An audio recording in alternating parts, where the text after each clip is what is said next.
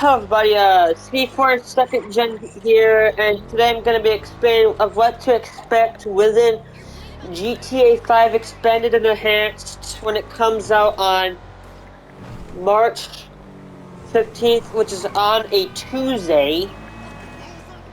So I'm going to be explaining what to expect within that when that comes out.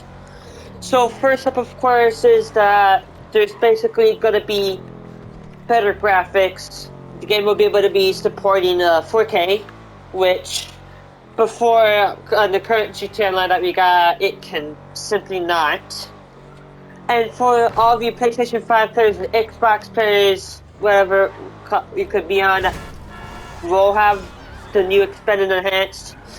Basically, the game will be able to run at 60 frames per second, which will be much better than what we would have had before on the GTA Online that we currently got from PS4. And next thing to expect is some new interesting features that we're expecting to have come out. In particularly relating to I forgot what it was called in particular, but I know that's going to be expected to come out in the game, where there'll be some things you'll be able to pick, and you'll be able to start off with $4 million, which is very nice from Rockstar to do, because before, when GTA Online came out on the PS4, that simply was not a thing. Okay, next up is a new card that is, of course, gonna be coming out. So the new card that will be coming out will be known as the Karen S95, what it's pronounced as, which will be based off a Toyota. From what I was able to tell from the screenshots, that card looks very good, as it shows off the new paint job, which is also part of this, which it appears to be a chameleon color, which is very nice for to the car. Of course, it does have a livery on it. Another thing that's going to be added to the game is, of course, ray tracing. Even though I should have put this with the graphics side of things, but this is completely separate, as it will make the game look better. Just by, of course, you would have gotten the 60 frames per second, and of course the 4K resolution, which is very cool for what Rockstar is able to do for the next generation of consoles. I think this is the first time that they ever done this. Besides, now people that have consoles don't have to worry of simply getting outbeaten by PC players in terms of stuff. Now they're able to have good graphics and all that stuff. Of course, which is what to expect. Another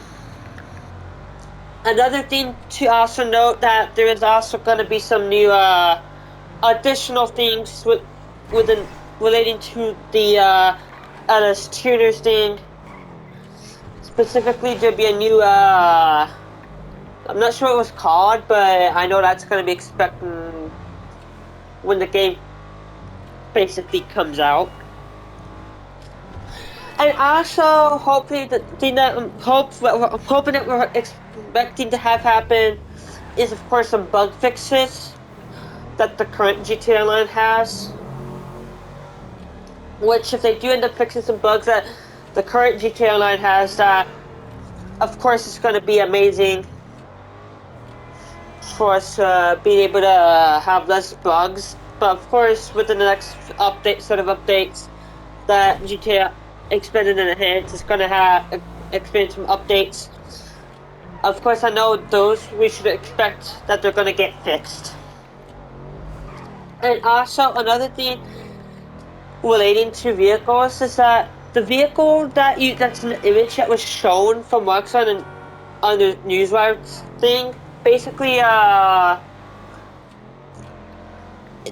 that paint color job is going to be available for every single vehicle that you own.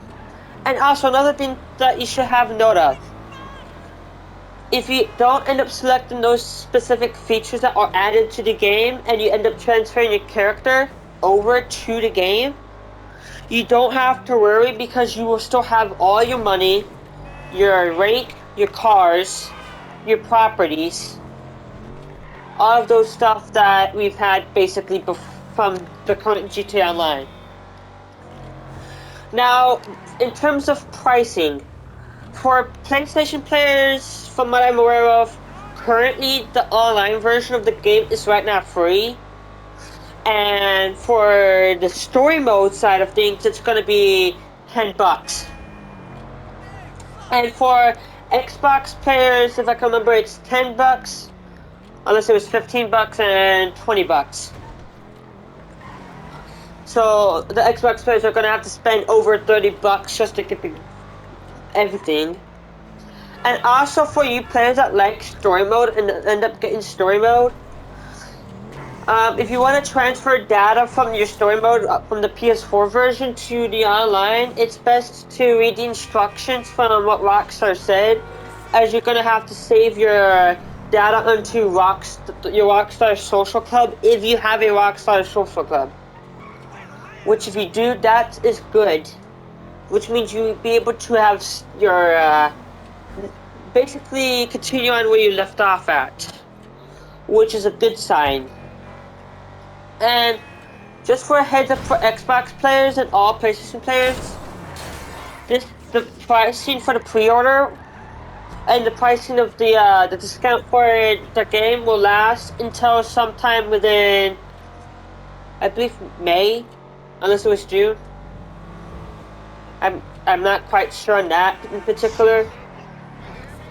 But I do know that if you also another thing, if you guys end up wanting to play the game early, by November 4th, not November, but March 14th, it is best to switch your time zones to either Australia or New Zealand because they obviously would get the game first.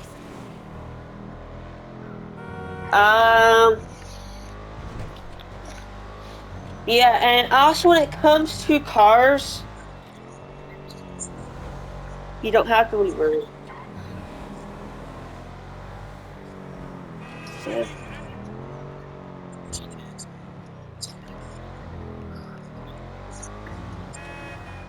Well, please make sure to like this video and subscribe to the channel. I'll see y'all next time. Peace.